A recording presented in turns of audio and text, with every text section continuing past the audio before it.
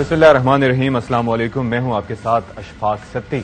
امن و امان کی صورتحال ویسے کہا ہی جا رہا تھا کہ خاصے عرصے سے کچھ برقرار تھی، اکا دکا واقعات رونما ہوئے تھے جس سے کنسرنز تھے، ایک الرٹ تھا کہ خدا نخواستہ کوئی بڑا واقعہ دہشت گردی کا نہ ہو، اور وہی ہوا۔ باجوڑ میں جس طریقے سے جے یو آئی کے کنونشن پر حملہ کیا گیا، جس طرح سے دھماکہ ہوا، اس کے نتیجے میں 40 قیمتی جانیں، 40 سے زائد افراد اپنی زندگی کی بازی ہار چکے ہیں اور 90 افراد زخمی ہوئے ہیں۔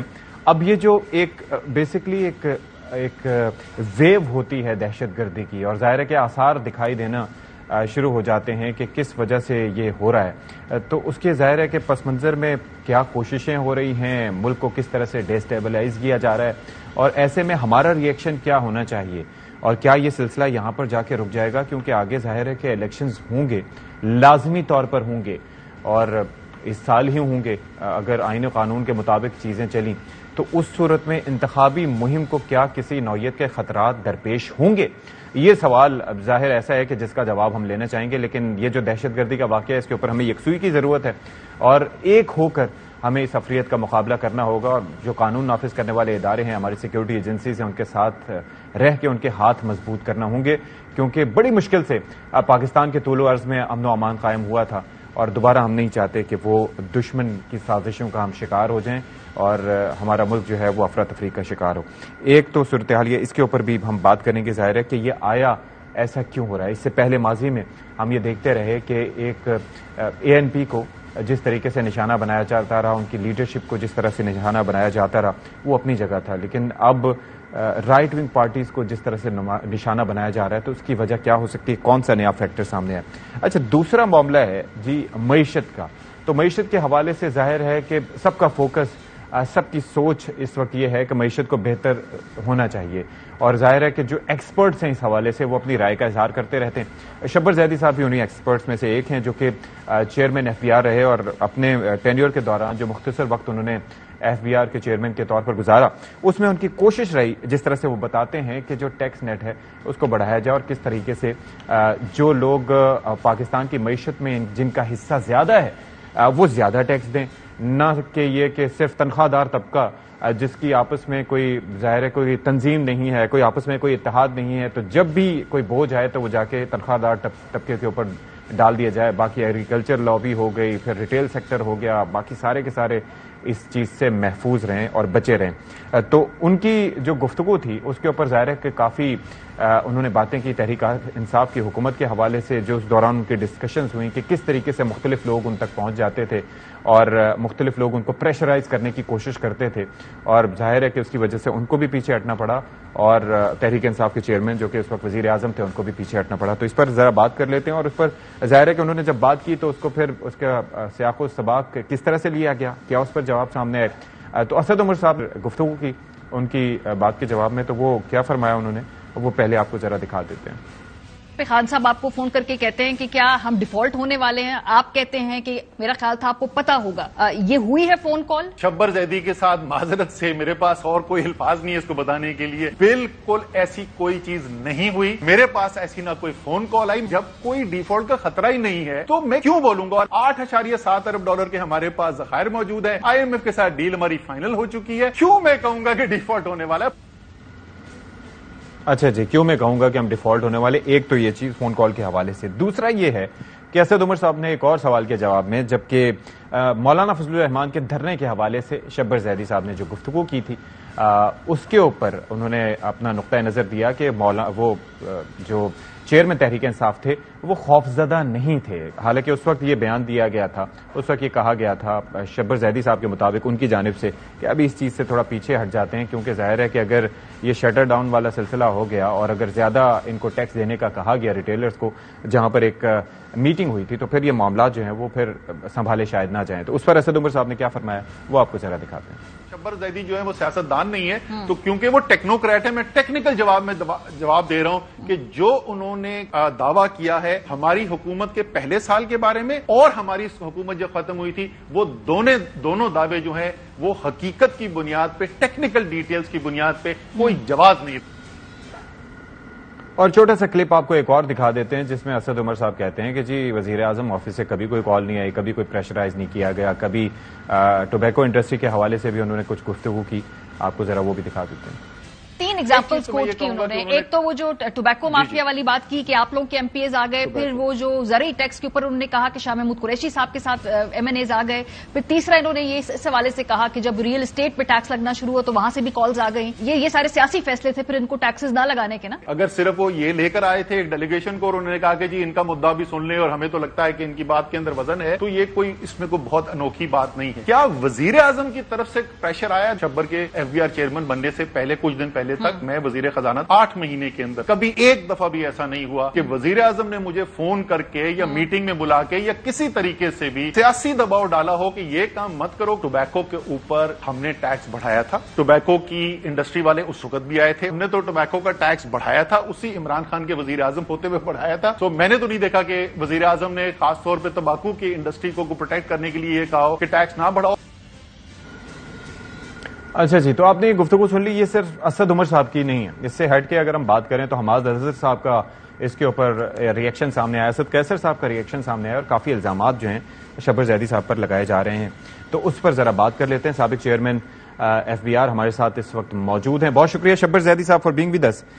یہ کیا نیا پنڈورا باکس کھل گیا ہے کہ آپ نے ایک بات کی, اس کے جواب میں اب جواب شکوہ چل رہا ہے, تو یہ جو بات آپ کر رہے تھے ان کو ڈیفائی کیا گیا ہے اسد عمر صاحب کی جانب سے, کیا وجہ ہے؟ دیکھیں میری بات سنیں ستی صاحب, دیکھیں یہ بات بھی آپ کی تھوڑا سا آپ کا بھی پرابلم ہے کہ میں اور اسد عمر آپ بیٹھ کے کلپ چلا رہے ہیں اور ایک دوسرے کی کو کنفرنٹیشن میں لا رہے ہیں. میڈیا کا مقصد یہ نہیں ہے, اور اس پہ آپ کو احتیاط یہ مطلب بالکل بھی نہیں ہے. نہیں جی میں بالکل احتیاط برتتے ہوئے آپ کی کوئی بھی بات سے آپ کو سوال سے ہٹ کے نہیں ہم میری بات سنیں. یہ جو آپ طریقہ ہے نا کہ اسد نے یہ کہا, آپ نے یہ کہا, آپ لوگ ٹاپک سے ہٹ جاتے ہیں. اور میری بات کو میرا جو پس منظر ہے اور جو میں نے باتیں کی ہیں یہ آپ لوگوں کو سمجھ آئیں گی 1 سال بعد. ابھی آپ کو سمجھ نہیں آ رہی ہے, نہ پی ٹی آئی والوں کو سمجھ آ رہی ہے, نہ آپ کو سمجھ آ رہی ہے. جب میں نے 16 دسمبر 21 کو کہا تھا کہ پاکستان ڈیفالٹ میں جا رہا ہے, اس وقت بھی آپ کو سمجھ نہیں آئی تھی. ٹھیک ہے, آپ میری نہیں ہمیں سمجھ میں آ رہی تھی. شبر صاحب ہم چاہتے ہیں کہ کلیئرٹی آپ کو سمجھ نہیں آ رہی, اور آپ اگر اس اے آر وائی کے پلیٹ فارم پہ ہمارے شو پہ بیٹھے ہیں تو آپ کو یہ اندازہ ہوا ہوگا کہ ہم نے آپ کو بات کرنے کا بھی پورا موقع دیا اور آؤٹ آف کانٹیکسٹ آپ کی کوئی بات کوٹ بھی نہیں کی. میری بات سنو, میں کل وسیم بدامی کے پروگرام میں جا رہا ہوں. مجھے دیکھیے کل یہ ہوتا ہے نا, یہ جو آپ کے ساتھ ہو رہی ہے بات وایا ڈی سی سندھی, اس پہ ذرا آئی کانٹیکٹ کم ہوتا ہے تو جواب نہیں آتا. پرابلم آپ کا بھی, اسد عمر صاحب کا بھی, حماد اظہر صاحب کا بھی, اور جتنے بھی لوگ ہیں جو کمنٹ کر رہے ہیں, وہ مجھے یہ بتا دیں کہ ریٹیل سیکٹر کو ٹیکس کیا گیا, کیا فاٹا کا مسئلہ حل ہوا, کیا ٹوبیکو کے اندر مسئلہ حل ہو گیا, کیا ریئل اسٹیٹ کا مسئلہ حل ہو گیا؟ یہ کیا باتیں آپ لوگ کر رہے ہیں کہ اسد عمر نے یہ کہا, اس نے یہ کہا. میں نے جو بات کی ہے نا, یہ آپ لوگوں کو سمجھ ہی نہیں آئی ابھی تک بات. آپ ایک دوسرے کو لڑا کر, ایک دوسرے کے بارے میں جملے کو کاٹ کر پاکستان کے بنیادی مسائل کو سائڈ پہ کر رہے ہیں. یہ مجھے میڈیا سے شکایت ہے, اور میں نے یہ بات آپ کے سامنے کھل کے کہہ رہا ہوں. ستی صاحب آپ کے سامنے کھل کے یہ بات کر رہا ہوں کہ انہوں نے یہ کہا. آپ مجھے یہ بتائیے کہ ریٹیلر پہ ٹیکس ہو گیا, بتائیں نا, آپ جواب دیں. ہو گیا نہیں ہوا, پھر کیا پھر یہ معیشت میں حصہ ان کا 19% ہے اور ٹیکس جو ہے وہ 0.4% ہے, تو کہاں سے ہو گیا؟ ٹیکس نہیں ہوا. تو پھر یہ irrelevant ہے نا کہ اسد نے کیا کہا اور میں نے کیا کہا. چلے آگے چلے. پھر ریئل اسٹیٹ پہ ٹیکس کر لیا آپ نے ٹیکس نہیں ہوا. کیا آپ نے فاٹا والا مسئلہ حل ہو گیا؟ کیا آپ نے ایگریکلچر انکم ٹیکس کا ڈپارٹمنٹ بنا لیا پنجاب میں؟ کیا باتیں کر رہے ہیں آپ لوگ, اور یہ کیا پی ٹی آئی والے گفتگو کر رہے ہیں, ہمارے اظہر صاحب کیا گفتگو کر رہے ہیں. میں نے کسی جگہ پر یہ نہیں کہا, کہ وزیر اعظم نے مجھے کہا کہ آپ یہ نہیں کریں. میں یہ بتا رہا ہوں کہ جب میں نے ٹوبیکو کے اوپر, ٹوبیکو کی بھٹیوں پہ ٹیکس لگایا, تو مجھے اسمبلی کی کمیٹی میں ایم ایل اے کے سامنے اپنا ٹیکس ودرا نہیں کرنا پڑا؟ مجھے جواب دے دیں, ہوا یا نہیں ہوا. مجھے اس کو چھوڑ دیں, آپ دیکھ لیں کہ میں نے پرپوز کیا اور بعد میں وڈرا ہوا یا نہیں ہوا, مجھے بتا دیں. میں نے وڈرا کیا تھا, CNI سے کی کارڈ میں نے ختم کیا تھا. تو یہ آپ لوگ بھی تھوڑا سا نا یہ اسد عمر کی کلپ چلا دی, پھر میری کلپ چلا دی, پھر اس کی کلپ چلا دی, تھوڑا مزہ لے لیا اور آپ نے اپنا ٹائم گزار لیا. خدا کا واسطہ ہے یہ نہیں کریں. ایک کنسٹرکٹیو بات میں نے کی ہے. میں نے جس طرح کہا نا, جو کچھ میں نے اس 54 منٹ کے انٹرویو میں کہا ہے وہ پاکستان کی تاریخ میں کوئی انسان نہیں کہے گا, اور کسی کی ہمت نہیں ہے وہ بات کرنے کی جو میں کر چکا ہوں. ٹھیک ہے نا. اب آپ یہ چھوٹی باتیں ہیں کہ اس نے یہ کہہ دیا میں تو نہیں موجود تھا. اچھا اب آ جائیں ڈیفالٹ کی طرف. میں نے کبھی یہ نہیں کہا کہ عمران خان کا اس وقت بات ڈیفالٹ کی ہوئی تھی. میں نے یہ کہا کہ جب میں پہنچا عمران خان کے پاس اپریل میں, وہ ڈیٹ ایگزیکٹلی میں اور عارف نقوی صاحب گئے, اور اس ملاقات کا ذکر میں نے نہیں کیا تھا. اس ملاقات کا ذکر آپ کو اگر دیکھیں تو شاہزیب خانزادہ نے کہا. آپ کو یاد دیکھا, آپ نے سنا پروگرام دیکھا تھا, اس نے کہا نا کہ آپ اور عارف نقوی, ٹھیک ہے, تو میں نے نہیں کہا تھا کہ ہم, اور اس نے کہا کہ آپ گئے تھے. میں نے کہا ہاں جی ہم گئے تھے, اور ہم نے عمران خان کو کہا کہ آپ کی معیشت ڈوب رہی ہے, آپ کو IMF میں جانا پڑے گا. اگر آپ اس سے پہلے کے بیانات وزیر اعظم کے اور PTI کے دیکھ لیں, یہ 9 مہینے تک IMF میں نہیں گئے تھے. یہ بھی حقیقت ہے یا نہیں ہے؟ بتائیں مجھے, یہ حقیقت ہے یا نہیں ہے؟ یہ حقیقت ہے یا نہیں ہے؟ آپ جواب دیں اسد عمر صاحب سے. پھر اب آپ یہ بات کیوں نہیں کر رہے؟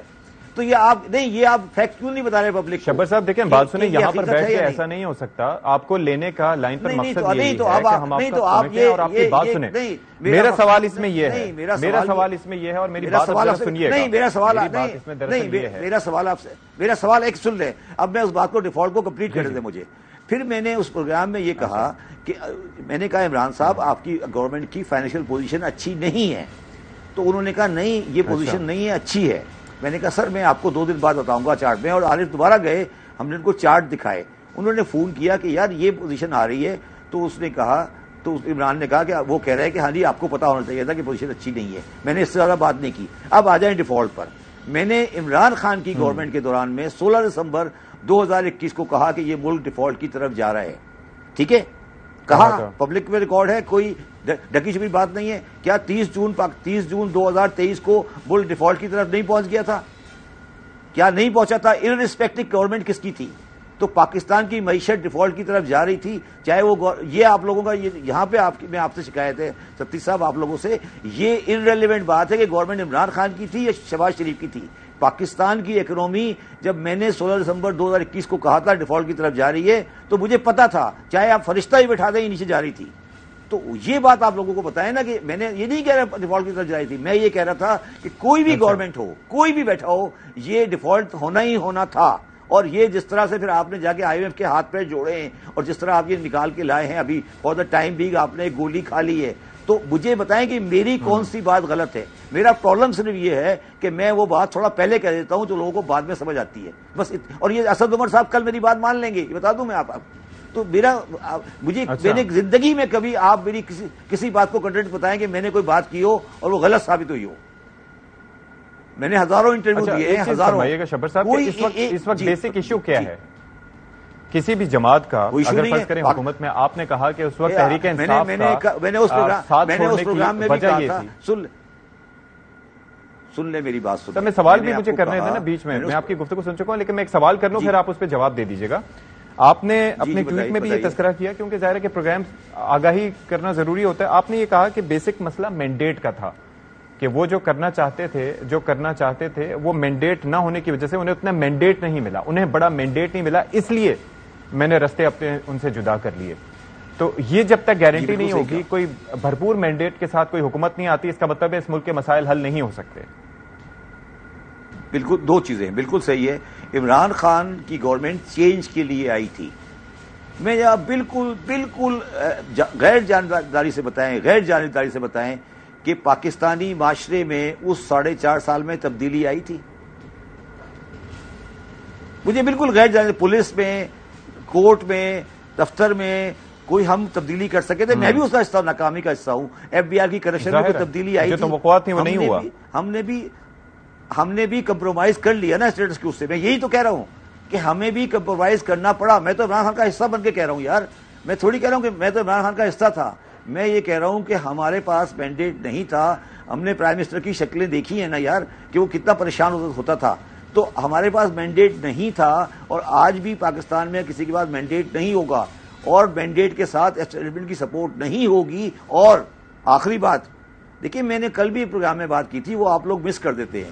میں آج بھی یہ کہہ رہا ہوں کہ کسی سیاسی پارٹی کے پاس کوئی اکنامک پروگرام نہیں ہے اگلے 5 سال کے لیے. یہ سب بکواس کر رہے ہیں. مجھے آج ان میں سے بلائیں, ابھی ان میں سے سب کے بلائیں کہ آپ کا فائنینشیل ایڈوائزر کون ہے, اور اس سے پوچھیں کہ آپ نے IMF کی 5 سال کی رپورٹ پڑھی ہے. اگر آپ اگر جینوئن پروگرام کرنا چاہتے ہیں تو کل دونوں کے اکنامسٹ کو بلائیں اور ان سے پوچھیں, تینوں پارٹیوں کے بلا کے, کہ آپ نے IMF کی رپورٹ پڑھی ہے. میں آپ کو آج لکھ کے دے سکتا ہوں کہ وہ آپ سے ادھر ادھر کی باتیں کریں گے, وہ آپ کو یہ نہیں بتائیں گے کہ اگلے 5 سال کی پروجیکشن کیا ہے. میں ایک ایسا انسان ہوں جو ریگولرلی اخبار میں آرٹیکل لکھتا ہوں. میں روزانہ یہ دیکھتا ہوں کہ پاکستان کی اگلے 5 سال میں پوزیشن کیا ہے, اگلے 50 سال میں پوزیشن کیا ہے. میں ایک بیوقوف آدمیوں کی طرح جاہلانہ یہ فیصلہ کروں کہ نواز شریف کی گورنمنٹ اچھی تھی, عمران خان کی بری تھی, مشرف کی اچھی تھی, یہ سب بکواس ہے. آپ یہ دیکھیں کہ پاکستان کہاں جا رہا ہے. اور میں اسد صاحب کو صرف یہ بتانا چاہتا ہوں کہ IMF میں جب آپ گئے تھے اس وقت ہم مجبوری میں گئے تھے, اور مجبوری میں اس لیے گئے تھے کہ ہماری فائنینشیل پوزیشن ٹھیک نہیں تھی. میں نے کبھی نہیں کہا کہ اس وقت ہم ڈیفالٹ میں جا رہے تھے. اور وہ پوزیشن جب میں نے 2021 میں یہ بات کی تھی اس وقت عمران خان کی گورنمنٹ تھی, اور میں عمران خان کی پارٹی سے ایفیلیٹ سمجھا جاتا تھا. میں نے یہ بات کی تھی اس وقت. شبیر صاحب مجھے یہ بتائیے کہ جس طرح کے مافیاز یہاں پر موجود ہیں, جس طرح سے آپ باتیں کر رہے تھے, ٹوبیکو انڈسٹری کی بات کر لیں, باتیں نہیں کر رہے تھے, باتیں نہیں کر رہے تھے, یہ بالکل آپ جو بات کر رہے تھے, میں سوال اپنا کر رہا ہوں. بیسکلی یہ سارے جب موجود ہیں, آپ یہ دیکھ لیں کہ جہاں پر تنخواہ دار طبقہ 264 ارب روپے کے پچھلے سال اس نے ٹیکس دیے, اور دوسری جانب ریٹیلرز اور ایکسپورٹرز کا ٹیکس آپ کے سامنے ہے, معلومات آپ کے سامنے ہے, سب آپ لوگ پروگرام میں بھی ڈسکس کر رہے تھے. تو ایسے میں ان مافیاز کے ہوتے ہوئے پھر کیسے ٹیکس کا نظام بہتر بنایا جا سکتا ہے؟ اور یا پھر یہ جو تنخواہ دار طبقہ ہے یہ بھی اپنی کوئی لابی بنا لے, کوئی اس طریقے سے کوئی ایک اپنا کوئی نیکسس بنائے, کچھ کریں. یار میری بات ایسے ہی کرنا ہوگا. میری بات سنو. پاکستان کی 75 سالہ تاریخ میں ریٹیلر کے ساتھ پنگا کس نے لیا تھا سوائے میرے؟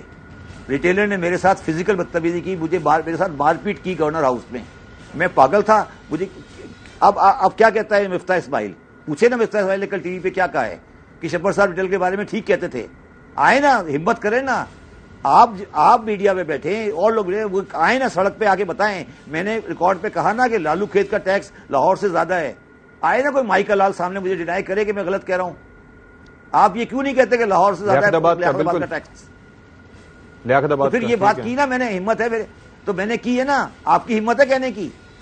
آپ نے کبھی کہا یہ بات؟ صاحب مجھے یہ بتائیے کہ کیا یہ جو شٹر مافیا جس کا آپ تذکرہ کر رہے تھے وہ ملک کے وزیر اعظم سے اور اداروں سے بھی زیادہ طاقتور ہے؟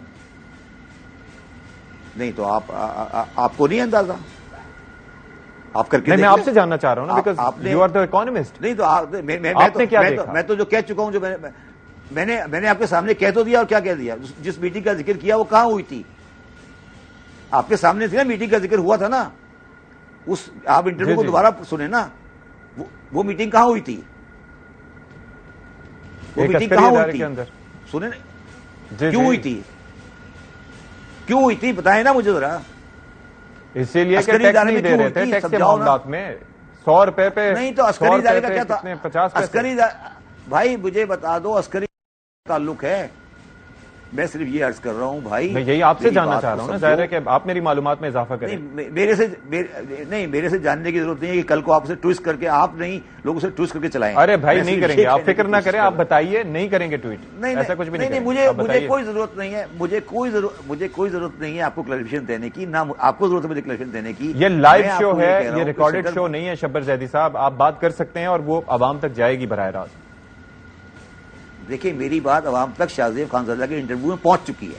مجھے اور کچھ کہنے کی ضرورت نہیں ہے, میں پوری بات کہہ چکا ہوں. ٹھیک ہے, اب صرف میں آپ کو یہ بتانے کی کوشش کر رہا ہوں کہ کوئی گورنمنٹ اتنی اسٹیبل نہیں ہوتی کہ وہ اس شٹر پاور کے سامنے کھڑی ہو سکے. یہ میں نے کل بھی کہا تھا, آج بھی کہہ رہا ہوں, کل بھی کہوں گا. یہ حقیقت نہیں. آپ اس کو, میری بات کو چھوڑ دیں, آپ اپنی ایک ہوتا ہے نا, اس کو ہم بولتے ہیں ایمپیریکل اسٹڈی کریں نا اس کی, کہ کیا یہ حقیقت ہے یا نہیں ہے. بتائیں مجھے, یہ آپ بتائیں. حقیقت ہے تو میں تو being just a student of politics and economics, میں تو بس یہ جاننا چاہ رہا ہوں کہ پھر یہ یوں ہی چلتا رہے گا تو پھر ہمارے ملک کا کیا ہوگا. This is what concerns me basically. میں تو پریشان ہوں. ہمارے ملک کا یہ ہوگا کہ کہ ہمارا ملک ڈیفالٹ کرے گا. کہہ تو دیا میں نے آپ کو. آپ کیوں پریشان ہیں؟ پھر آپ پریشان ہیں اگر آپ کو نظر نہیں آ رہا کہ اگر یہ فسکل کلیکشن رہی اور آپ نے ریٹیلر اور آڑتی سے ٹیکس نہیں لے سکے تو یہی ہوگا. میں نے آپ مجھے بتائیں نا, ذرا جا کے بازار میں جائیں اور پوچھیں جویلر کتنا ٹیکس دیتا ہے, پوچھیں نا جا کے. میں نے کل بات کی ہے نا. تو مجھے ایک بات بتاؤ ستی صاحب, آپ اس سے آدھے گھنٹے کا انٹرویو لے رہے ہو, اسد گوھر سے انٹرویو لے رہے ہو, آپ اسٹیٹس کیوں نہیں چلاتے, ٹیبل کیوں نہیں چلاتے؟ آپ گفتگو چلاتے ہو, آپ ٹیبل چلاؤ نا کہ یہ زیب النثر اسٹریٹ کا ٹیکس ہے, یہ اعظم گوھر مارکیٹ ٹیکس ہے, اس لیے کہ اعظم گوھر مارکیٹ سے آپ ڈرتے ہو. آپ بھی ڈرتے ہو نا. آپ چلاؤ نا, آپ چلاؤ ایک, اگر آپ اتنے اچھے محب وطن لوگ ہو تو چلاؤ نا ایک اسٹیکر کہ یہ ٹیکس خط آباد سے آ رہا ہے, یہ لبرٹی سے آ رہا ہے. کچھ چلائے نا, کیوں نہیں چلاتے آپ؟ نہیں, ہم تو سب ہائی لائٹ کرنے کی کوشش کرتے ہیں نا. آپ نے جو بتایا ظاہر ہے کہ ہماری معلومات میں بھی اضافے کا باعث بنا کہ کتنا اسمگلنگ کی چیزیں یہاں پر آتی ہیں. ہم تو چاہتے ہیں کہ آپ مزید اس طرح کی باتیں کریں. نہیں, معلومات کو چھوڑو, میں پوچھ رہا ہوں کہ پاکستان میں کون ٹیکس دیتا ہے, اس کی ڈیٹیل کی سلائیڈ کبھی چلی ہے RY پہ؟ بتا دیں مجھے, چلی اگر مجھے ہو تو بتا دیں, کبھی چلائی ہو آپ نے, یا یہ بتا دیں کہ انڈیا میں کون دیتا ہے. بالکل ہم نے چلائی ہے, یہ ساری چیزیں چلاتے ہیں. سر دیکھو میری بات سنو, دیکھو میں تمہاری کوئی خرابی نہیں کہہ رہا, مگر جو کچھ میں کہہ رہا ہوں نا یہ پاکستان میں کوئی بات نہیں کرے گا, اس لیے میں کہہ رہا ہوں. اچھا, دوسری بات جو میں آپ کو آج کہنا چاہتا ہوں, جو بار بار میڈیا کہتا ہے کہ میرا کمپرومائز تھا اور میں بڑے بزنس مین کا ٹیکس اوائڈ کرتا رہا ہوں. میں آپ کو آج ایک چیز اور بھی کلیئر کرتا ہوں, میں نے کبھی زندگی میں کسی بزنس مین کا پرسنل ریٹرن فائل نہیں کیا آج تک. میں صرف کمپنیوں کا ٹیکس کرتا تھا. ٹھیک ہے, پہلی بات. دوسری بات یہ کہ میرے جب بھی میں نے کسی کو ایڈوائز کیا ہے, اگر ٹیکس کے بارے میں ایڈوائز کیا ہے, وہ ساری ایڈوائز میں آج تک کبھی کوئی مقدمہ ٹیکس کا ٹریبونل میں یا ہائی کورٹ میں, سپریم کورٹ میں نہیں ہارا ہوں آج تک. میری ایڈوائز پتھر پہ لکیر ہے اس ملک میں. تو اگر کوئی بندہ یہ کہتا ہے کہ میں نے کسی کی ٹیکس ایویژن کی ہے تو وہ مجھے نہیں جانتا, اس کو عقل نہیں ہے. اور وہ جو کانفلکٹ آف انٹرسٹ کی بات کرتا ہے, میں صرف اس کو یہ بتانا چاہتا ہوں کہ میں وہ آدمی ہوں کہ جب میں چیئرمین FBR تھا, میں نے اپنے تمام پارٹنروں کی انٹری بند کی ہوئی تھی اپنے آفس میں. میرا کوئی پارٹنر میرے دفتر میں داخل نہیں ہو سکتا تھا. تو ہم میرے ساتھ کیا گفتگو کریں گے یار, یہ لوگ یہ کیا گفتگو کریں گے میرے ساتھ؟ مجھے جانتے شبر زیدی صاحب, ان دا نیئر فیوچر اگر آپ سے ریکویسٹ کی جائے یا آپ سے کہا جائے یا آپ سے رابطہ کیا جائے ملک کی صورتحال کو مد نظر رکھتے ہوئے کسی کی بھی جانب سے کہ we need you to be there for us, تو پھر without any mandate, without proper mandate جو آپ چاہتے ہیں, آپ کسی حکومت کا حصہ بنیں گے؟ نہیں, میں اسلام آباد کے کثافت زدہ ماحول میں رہنا نہیں چاہتا. اسلام آباد کا ماحول کثافت زدہ ہے. اس کثافت میں رہ کے میں بیمار ہو جاؤں گا, میں مرنا نہیں چاہتا. دوسری وجہ یہ ہے, میں نے آج بھی اپنے ٹویٹ پہ کہا ہے کہ میری والدہ بہت ایڈلڈی ہیں اور وہ کراچی میں رہتی ہیں. میں کسی کیئر ٹیکر, لوگ یہ سمجھ رہے ہیں کہ میں نے یہ انٹرویو اس لیے دیا کہ میں کسی کیئر ٹیکر کا حصہ بننا چاہتا ہوں. مجھے کوئی خواہش نہیں ہے, مجھے کوئی بھی پوزیشن دے دیں, میں نہیں بننا چاہتا. میں آپ پبلکلی کہہ رہا ہوں, اور میں نے لوگوں کو, ریلیونٹ لوگوں کو بھی کہا ہے کہ مجھے کوئی چیز نہیں چاہیے. اس لیے نہیں چاہیے کہ میں اس ٹیمپرامنٹ کا آدمی نہیں ہوں کہ دیکھیں, میں آپ کو ایک اور بات بتا دوں, میں کیوں چھوڑ کر آیا. میں اس لیے چھوڑ کر آیا, عمران خان نے آخری تقریر جو کی مجھے, جو اس میں انہوں نے میری اتنی تعریف کی, سارے PTI والوں کو بلا کے پوچھ لیں کہ عمران خان نے میرے بارے میں کیا کہا تھا. ٹھیک ہے, مگر میں کیوں چھوڑ کر آیا؟ مجھے یہ پریشانی ہوتی تھی کہ یار میں ان 23,000 آدمیوں کا انچارج ہوں اور ہم کوئی تبدیلی لا نہیں پا رہے, تو ذمہ داری تو میری ہے نا یار. اگر میں ان کا انچارج ہوں اور مجھ سے کوئی تبدیلی نہیں آ پا رہی تو یا تو میں گھر چلا ہوں چھوڑ کے. اب لوگ کہہ رہے ہیں آپ لڑتے رہتے, میں ٹھیک ہے, یہ بھی ایک آلٹرنیٹ تھا. مگر میں جب میں روزانہ شام کو یہ دیکھتا تھا کہ نہ میرے معاشرے میں سے کرپشن ختم ہو پا رہی ہے, اور یہ جو باتیں کر رہے ہیں, کل میں دیکھ رہا تھا ایک PTI والا کر رہا تھا ٹریک اینڈ ٹریس کی. ٹریک اینڈ ٹریس کون لایا تھا؟ میں لایا تھا. POS کون لایا تھا؟ وہ میں لایا تھا. یہ 10 سال تک POS نہیں کر سکتے, اب انہوں نے PS بھی بند کر دیا. Track and trace. اچھا, آخری بات میں آپ کو آج کہنا چاہتا ہوں, دیکھیں, میں نے یہ غلط امپریشن دیا جا رہا ہے کہ میں یہ کہہ رہا ہوں کہ عمران خان کی گورنمنٹ کی اکنامک پالیسی غلط تھی اور یہ ان کے بعد والوں کی صحیح تھی. یہ میں نے کہیں نہیں کہا. میں تو کہہ رہا ہوں کہ پالیسی ان کی بھی غلط تھی, ان کی بھی غلط تھی. پاکستان غلط بھی نہیں تھی. یہ سارے مافیا کے پریشر میں کھیلتے ہیں, ان کے اندر ہمت ہی نہیں ہے. یہ بیچارے آپ کا ٹائم ضائع کرتے ہیں. سمجھ آ گئی بات آپ کو؟ جی, we got your point. Thank you so much Shabbar Zaidi صاحب, former chairman FBR with us. اپنا پوائنٹ انہوں نے کلیئر کر دیا ہے. ابھی ایک بریک لیتے ہیں جی, بریک کے بعد واپس آئیں گے اور مزید کچھ چیزیں شامل کریں گے شو میں. بریک کے بعد جی ایک بار پھر سے آپ سب کا خیر مقدم کرتے ہیں، اور بات یہ ہے کہ اب تھوڑا سا ہم تذکرہ کرنے جا رہے ہیں کہ یہ جو حکومت کے آخری ایام ہیں اس میں بیسکلی ہو یہ رہا ہے کہ قوانین در قوانین. ایک تو چیزیں یہ ہیں کہ ہم کہتے ہیں کہ ملک کی معاشی حالت اچھی نہیں ہے، اور اوپر سے اس کے اندر جو چیزیں ہو رہی ہیں وہ سمجھ سے بالا تر ہیں، فنڈز جاری کیے جا رہے ہیں، یہ ہو رہا ہے وہ ہو رہا ہے. دوسرا ایک اور چیز بڑی ایک آج جس میں انٹرو میں نے تذکرہ کیا تھا کہ الارمنگ سچویشن ہے، وہ دہشت گردی کے واقعے کا پھر سے رونما ہونا، ایک عرصے بعد ایک اس طرح کے اجتماع کو نشانہ بنایا جانا. تو یہ کس جانب معاملات کو لے کے جائے گا، اس پر ہم ذرا بات کریں گے. تو پہلے ذرا گفتگو کر لیتے ہیں. ہمارے ساتھ سینیٹر کامران مرتضیٰ صاحب موجود ہیں، رہنمائے JUI کے.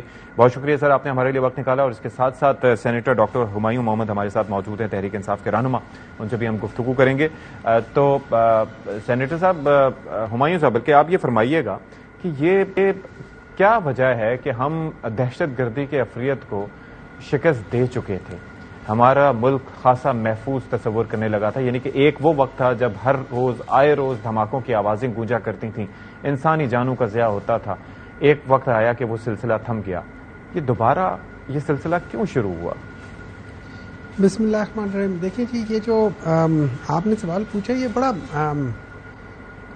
ایسا سوال ہے کہ جس پہ ہمیں بڑا سوچ بچار کرنا پڑے گا اور دیکھنا پڑے گا. لیکن before I answer that thing, میں آپ کی اور شبر زیدی صاحب کی باتیں سن رہا تھا، اور مجھے یاد ہے کہ دسمبر 2020 میں انہوں نے کہا تھا کہ یہ ڈر کے چلے گئے تھے، اور انہوں نے میرے خیال میں کامران صاحب کو وہ انٹرویو میں کہا تھا کہ وہ مافیا سے ڈر کے. اور اس سے میں یہ سمجھتا ہوں کہ اگر یہ خوف نہ ہو نا تو انسان بہت کچھ کر گزرتا ہے، لیکن اگر خوف ہو تو بعد میں بہت سارے لوگ بہت ساری باتیں کر لیتے ہیں.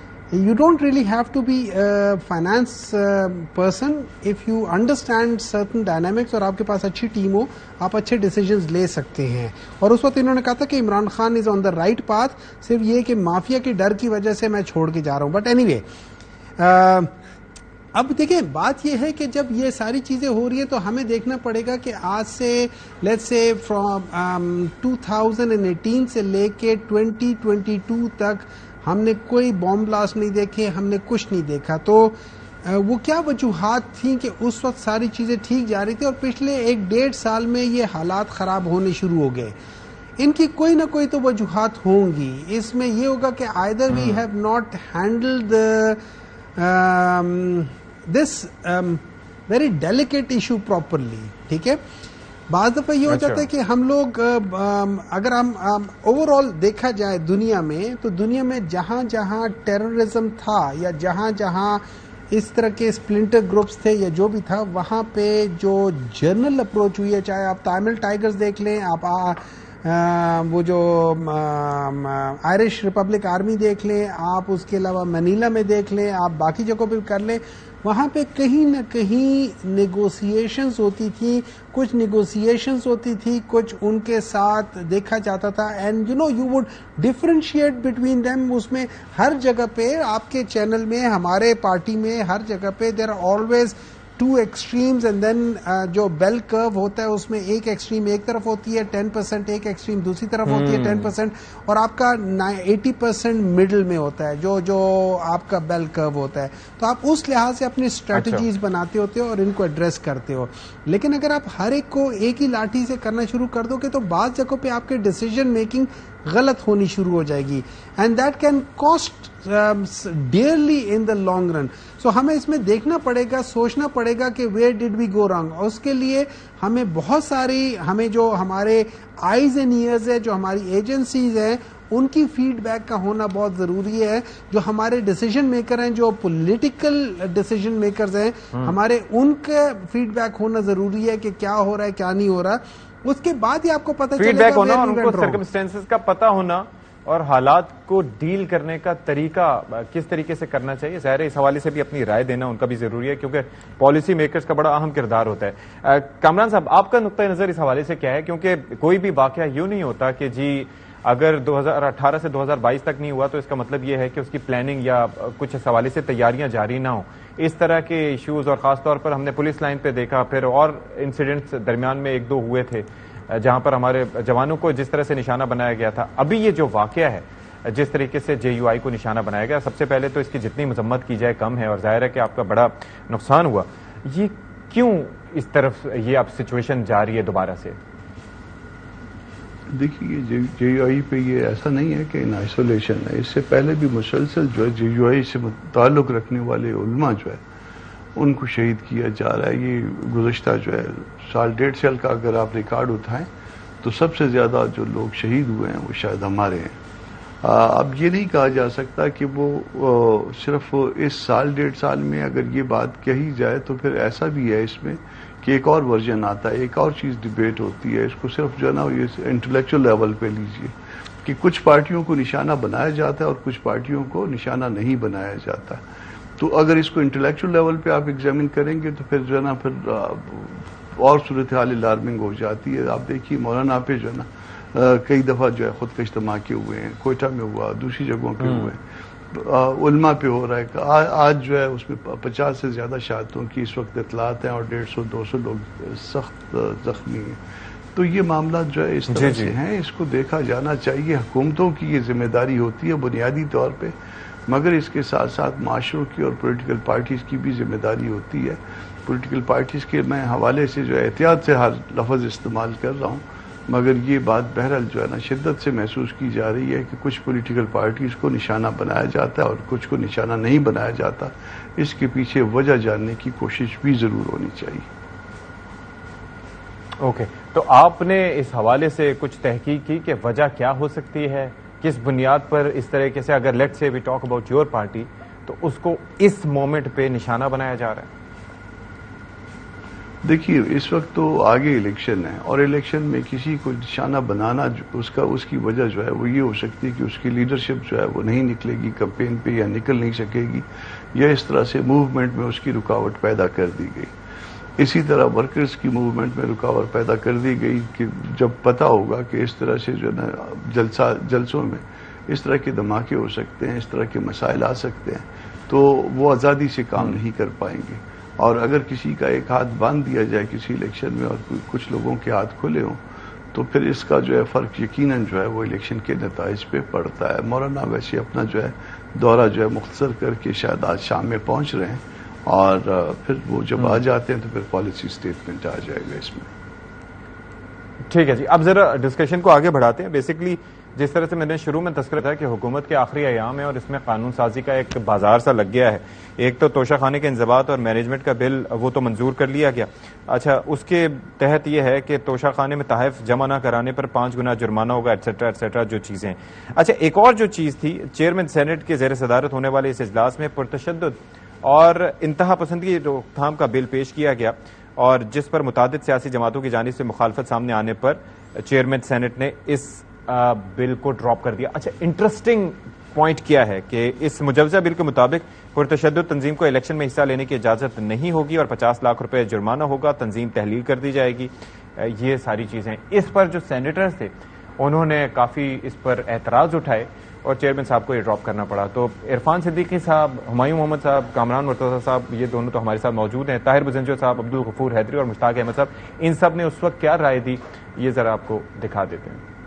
On behalf of Minister for Interior to introduce the bill to provide for prevention of violent extremism, the Prevention of Violent extremism bill 2023. یہ قانون اگر جوں کا توں منظور ہو گیا بغیر کمیٹی میں گئے تو پھر ہمارے لیے شاید آنے والے دنوں میں یہ ایک ایسا شکنجا ہوگا جس میں سے پتہ نہیں کون کون کسا جائے گا. جب میں اس بل میں سے گزر رہا تھا مجھے ایسے لگ رہا تھا جیسے رانا ثناء اللہ, اس بل کا نام تو وائلنٹ ایکسٹریمزم ہے لیکن ایکچولی وہ اس کو لکھنا چاہتے تھے to prevent Pakistan Tehreek Insaf from taking part in the next election. جو بھی اس طرح کی لیجسلیشن ہوتی ہے کم از کم اپنی اتحادی پارٹیوں کو اعتماد میں لیا جاتا ہے. یہ اس طرح کی لیجسلیشن ہے سر جس میں آپ اپنے ہاتھ کاٹ رہے ہیں. سارے بڑے فیصلے تو بدقسمتی سے چیئرمین صاحب 2 جماعتیں کر رہی ہیں, ایک پیپلز پارٹی کر رہی ہے اور دوسرا مسلم لیگ نون کر رہا ہے. یہ تو جمہوریت پر ایک کھلا حملہ ہے. ہم اس بل کی نہایت سختی سے مخالفت کرتے ہیں. جمعیت علماء اسلام جو ہے وہ اس بل کی مخالفت کرتی ہے اور اگر کوئی بضد ہے کہ ہم نے اس کو پاس کرنا ہے تو ہم واک آؤٹ کریں گے. میں اس کی مخالفت کر رہا ہوں اور یہ جمہوریت کے تابوت میں آخری کیل ثابت ہوگا یہ بل. چلیں جی, مختصراً آپ نے سنا کہ تمام سینیٹر صاحبان نے, معزز سینیٹرز نے کیا رائے کا اظہار کیا. اچھا ہمایوں صاحب, یہ بیسکلی وہ کہا جاتا ہے نا کہ یہ ڈیول لائز ان دا ڈیٹیلز, تو اکثر یہ ہے کہ ہمارے لیجسلیٹر سے لوگوں کا شکوہ یہ رہتا تھا کہ بل آتے تھے پڑھے بغیر جو ہے وہ منظور ہو جاتے تھے, آگے چلے جاتے تھے, اور پھر نہ کمیٹیز کو جاتے تھے نہ ارکان کو پتا ہوتا تھا یہ کیا ہے. لیکن یہ بڑی اچھی بات ہے کہ آپ لوگ باقاعدہ طور پر اس کے اوپر اتنا اپنے دھیان رکھا, اور چونکہ آپ کی اپنی پارٹی بھی مبینہ طور پر اور ممکنہ طور پر اس کا شکار ہو سکتی تھی, تو آپ نے اس پہ نظر رکھی.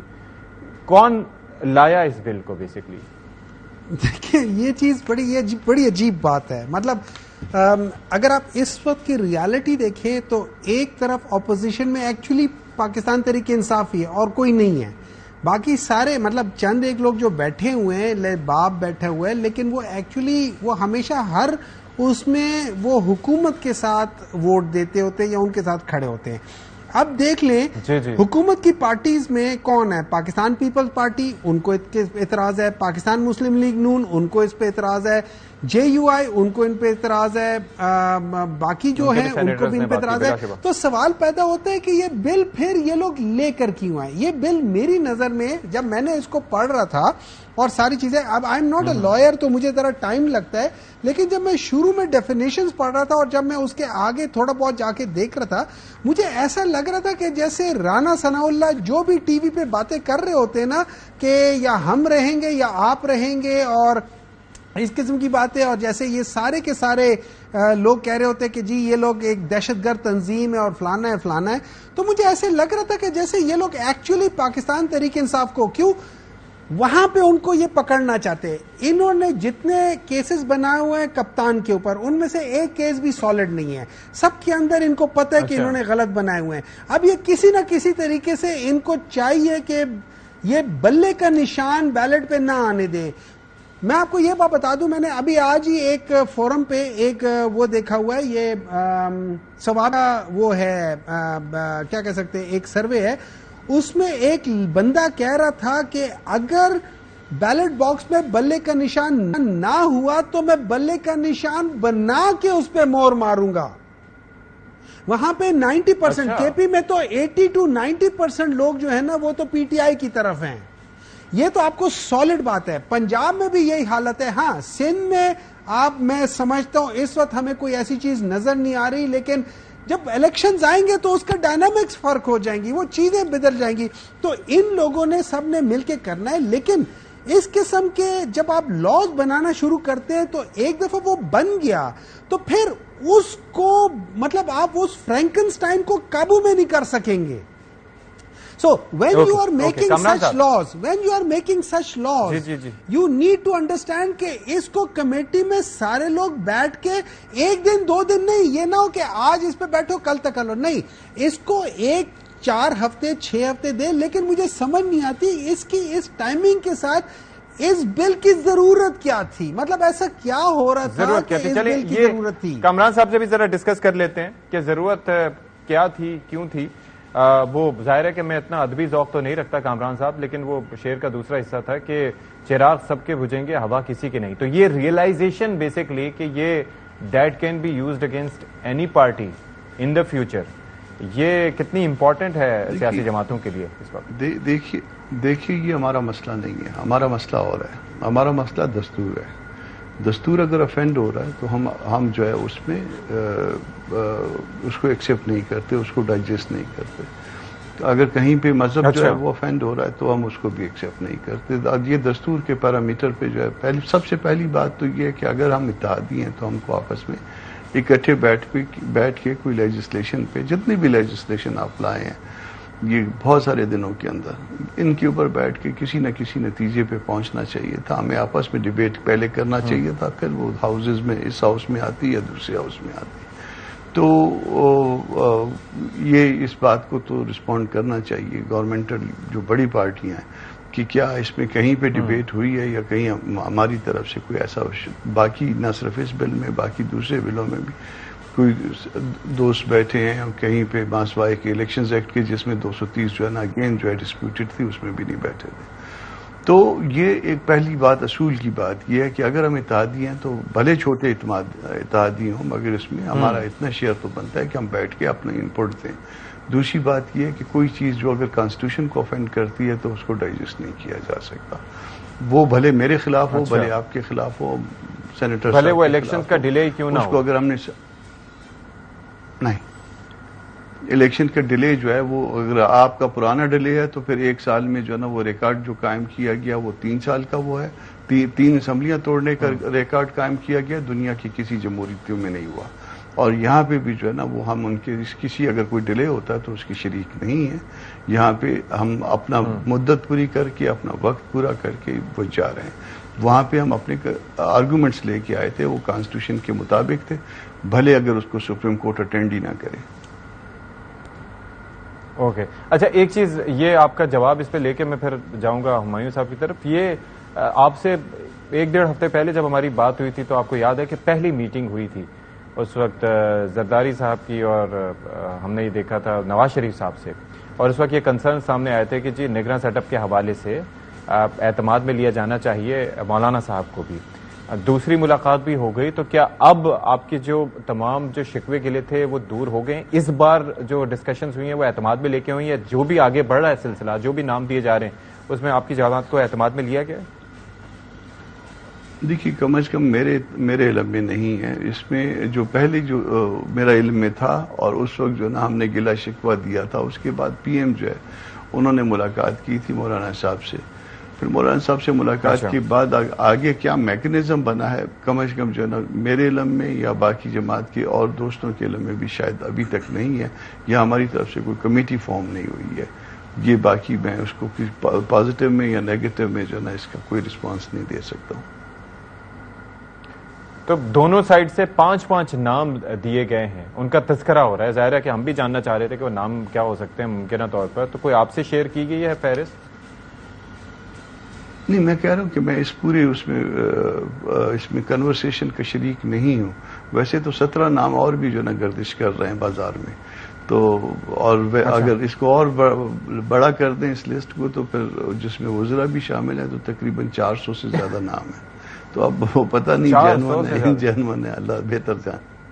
جی اچھا ٹھیک ہے. تو ہمایوں صاحب آپ لوگ اس سارے پروسیس سے ہی الگ ہیں؟ کچھ شنگن ہے، کچھ پتہ ہے کہ ہو کیا رہا ہے، یا سب صرف بے خبری ہے؟ دیکھیں اس طرح ہے کہ آپ مجھ سے پوچھے تو مجھے تو اعتراض ہے جس طریقے سے یہ لوگ کام کر رہے ہیں. یہ اعتراض ہے، مجھے تو اعتراض ہے کہ جس طریقے سے یہ بل لا رہے ہیں. مجھے اعتراض ہے جس طریقے سے ان لوگوں نے کے پی میں اور پنجاب میں اپنی جو کیئر ٹیکر اور یا جو ان کا ٹیک کیئر کرنے والی گورنمنٹ ہے وہ لائی ہے. ہمیں تو اعتراض ہے آپ کے پروگرام کے نام کی طرح کہ یہ لوگ ایکچولی بڑے ڈس آنیسٹلی کام کر رہے ہیں. یہ ٹرو اسپرٹ یا ایسنس آف جو ڈیموکریسی ہے اگر ہم لوگ اس میں نہیں ہیں، ہم لوگ فرض کریں ہم لوگ پارلیمنٹ میں نہیں ہیں، ہم نے ریزائن دیا ہوا ہے جو کہ ایک ڈیموکریٹک پروسیس تھا، جس کو جب یہ لوگ دستور کی بات کرتے ہیں تو اس دستور میں آرٹیکل 224(2) کہتا ہے کہ 90 دن کے اندر ہو، لیکن انہوں نے اس دستور کو نہیں مانا. ہمیں اس پہ اعتراض ہے کہ یہ لوگ دستور کے نام پہ غلط کام کرتے ہیں، جو دستور کے خلاف چیزیں ہیں وہ کر رہے ہیں. ان لوگوں نے کے پی کے اندر آپ سوچیں، آپ بات جاننا چاہوں گا کیونکہ وقت مختصر ہے کہ یہ جو پریسیڈنٹ سیٹ ہو گیا ہے was that for one time only, یا آپ کو آگے بھی یہ ہوتا دکھائی دے رہا ہے؟ سوری سے اٹ اگین. یہ جو پریسیڈنٹ سیٹ ہوا ہے دستور کی بات نہ ماننے کا، اسمبلیوں کی تحلیل کے 90 دن کے اندر الیکشن نہ کروانے کا، کیا یہ نیشنل اسمبلی کے الیکشنز میں آپ کو یہ فالو ہوتا ہوا دکھائی دے رہا ہے؟ سر مجھے تو ایسے لگ رہا ہے کہ جو اگر آپ مجھ سے پوچھتے ہیں، میرا اپنا تجزیہ یہ کہتا ہے کہ ان لوگوں نے جو بل پاس کیے ہیں ان بل کے کوئی مقاصد تھے، بلا وجہ نہیں تھا. وہ نہیں تھا کہ آخری وقت میں کیا خاک مسلمان ہو گئے، وہ بات نہیں تھی. اس کے پیچھے ان کی کوئی نہ کوئی 420 ہے. وہ 420 کیا ہے؟ وہ 420 یہ ہے کہ انہوں نے ایک ایسا نظام لے کر آنا جیسے کے پی میں ہے. یہ لوگ اوپنلی کہتے ہیں کہ 3 تمہارے، 4 ہمارے، 6 ان کے، 8 ان کے، اور اس لحاظ سے جس طریقے سے یہ پولیس فورس کو وہاں یوز کر رہے ہیں کہ اگر ایک شخص گھر میں نہیں ہے اس کے 14 سال 13 سال بچے کو اٹھا لیتے ہیں وہاں پہ اس قسم کی چیزیں کر رہے ہیں. میرا خیال یہ ہے کہ یہ لوگ الیکشنز کو ڈیلے کرائیں گے. ابھی ان کے پاس جو سب سے بڑی جو ان کے پاس ایک قسم کا بہانہ ہے وہ ہوگا کہ جی سینسس کے مطابق ہونا چاہیے، اور سینسس کو ٹھیک کرنے میں ان کو کم از کم 4-5 مہینے لگیں گے۔ ہو جائیں گے؟ سوری جی کامران صاحب، آپ کو لگتا ہے اس سال کے آخر تک الیکشنز ہو جائیں گے؟ دیکھیے 8 سے لے کے 10 تاریخ کے اندر یہ 3 دن ہے، اس کے اندر جو ہے نا یہ گورنمنٹ نہیں رہے گی۔ اس کے بعد اس گورنمنٹ کا باقی معاملات سے کوئی تعلق بھی شاید نہیں رہے گا۔ اس کے بعد جو آنسریبل ہوگا قوم کو وہ الیکشن کمیشن آف پاکستان ہوگا یا کیئر ٹیکرز ہوں گے، مگر ہم جو ہے کسی بھی ڈیلے کی مخالفت کریں گے۔ اگر 2 دن پہلے thank you so much, thank you so much Kamran Murtaza صاحب اور سینیٹر ہمایوں صاحب، بہت شکریہ آپ ہمارے ساتھ موجود ہیں۔ ویل ٹیک اے بریک کے بعد کنکلوڈ کرتے ہیں پروگرام کے آخر میں۔ بس اتنا ہی، کیونکہ ٹاپکس بہت ہیں جن کے اوپر بات کرنے کی ضرورت ہے، لیکن میرا کنسرن جو ہے وہ ظاہر ہے کہ یہ دہشت گردی کا عفریت ہے۔ ایک بار پھر سے ہمیں چیلنج کیا گیا ہے، ہمارے افواج کو، ہمارے سیکیورٹی اداروں کو، ہمارے قانون نافذ کرنے والے اداروں کو اور عوام کو، ہمارے حکمرانوں کو، کہ کس طریقے سے ہم نے اس دہشت گردی کے عفریت سے نمٹنا ہے۔ اور ظاہر ہے کہ دشمن تو ہر وقت چوکا